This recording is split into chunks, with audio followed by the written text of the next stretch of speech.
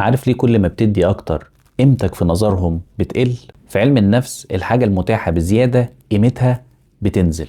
لما عطائك بيكون من غير حدود اللي قدامك بيتحول من شعور الامتنان لشعور الاستحقاق، بيعتبر وجودك وتضحياتك حق مكتسب.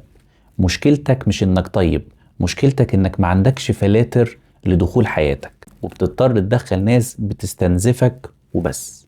الحل في كلمة واحدة وهي النضرة.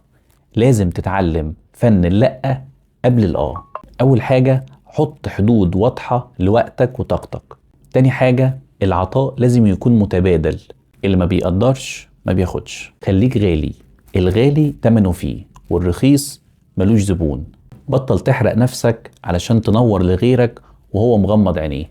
أنا دكتور مرقص صمويل. لو حاسس إنك في علاقة بتستنزفك اكتب لي في الكومنتات وهبعت لك نصيحة خاصة ليك انت.